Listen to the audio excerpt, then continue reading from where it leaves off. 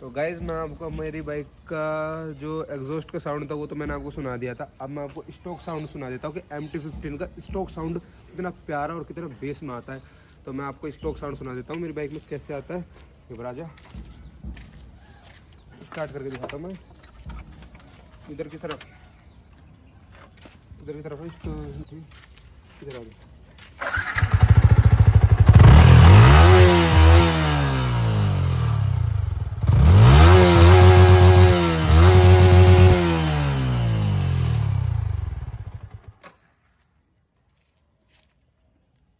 Guys ये है MT-15 का स्टॉक साउंड। तो आपको आवाज़ कैसी लगी, प्यारी लगी? वीडियो को like comment and share subscribe channel.